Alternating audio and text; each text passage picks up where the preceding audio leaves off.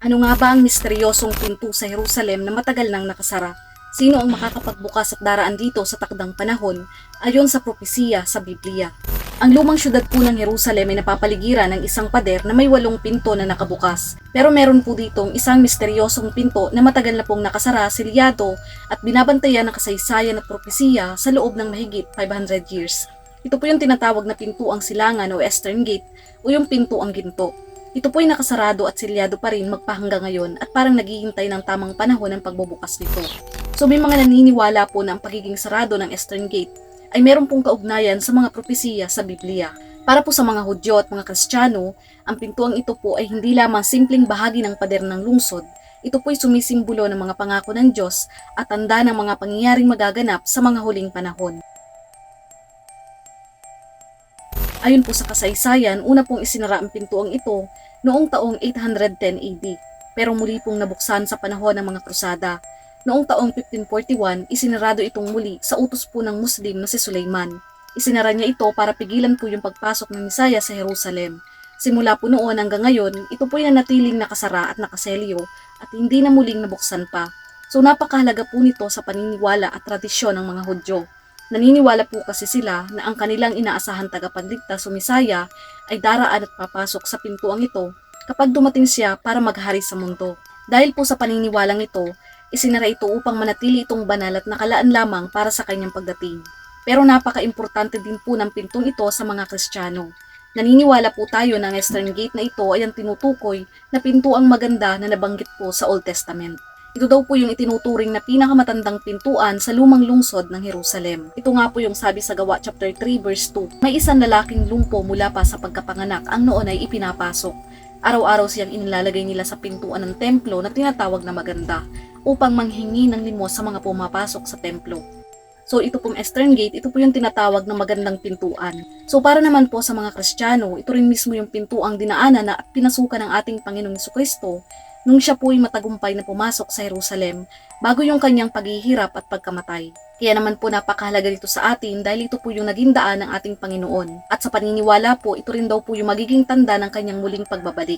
So ang tunay po na kahalagahan ng pintuang ginto ay nakikita natin ng malinaw sa mga propesiya ni Ezekiel. Sabi po sa Ezekiel chapter 10 verse 18 to 19, "At ang kaluwalhatian ng Panginoon ay lumabas mula sa pintuan ng bahay at tumayo sa ibabaw ng mga kerubin.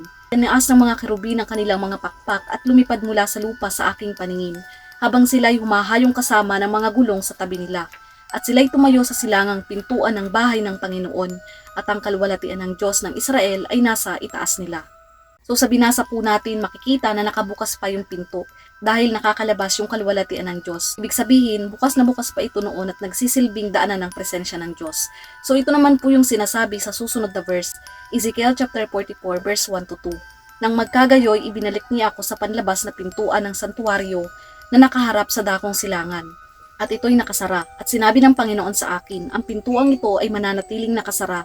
Hindi ito bubuksan at walang sino mang makakapasok dito, sapagkat ito'y pinasukan ng Panginoon, ang Diyos ng Israel, kaya ito'y mananatiling nakasara." So dito po nakasara na yung pinto at pagkatapos ng maisara, muli po itong magbubukas. Sabi po sa Ezekiel chapter 46 verse 12, "Kung ang pinuno ay maghahain ng handog na susunugin o ng handog pagkapayapaan, bilang pusang handog, doon siya pararaanin sa pinto sa gawing silangan. Gagawin niya ito kung araw ng pamamahinga. Paglabas niya, isasara ang pinto." So mababasa po natin na may isang tao o isang pinuno ang maaaring papasok sa tarangkahan sa silangan. At para po sa mga Hudyo, ang prinsipeng ito ay ang kanilang inaasahang Misaya, ang tanging may karapatan at kapangyarihang magbukas ng pintuang nakasarado sa loob ng mahabang panahon. Pero para naman po sa ating mga Kristiyano, walang ibang tinutukoy dito kundi yung ating Panginoong Jesucristo.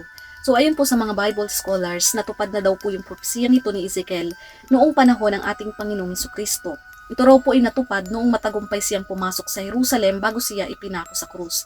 So pagkatapos pumasok, isasara ulit yung pinto. Ito naman daw po yung nangyari noong taong 1541 nang tuluyang isara at selyuhan ang pintuang silangan o Eastern Gate. Muli daw pong bubuksan ang pintuang ito kapag dumating na muli yung Panginoon sa kanyang ikalawang pagparito. Pero may mga iba't iba po ang pagkakaintindi base po sa propesiya ni Ezekiel tungkol sa pintuang ito. at hindi pa talaga po natin lubusang alam kung ano talaga ang magiging papel ng pintuang ito sa mga huling panahon.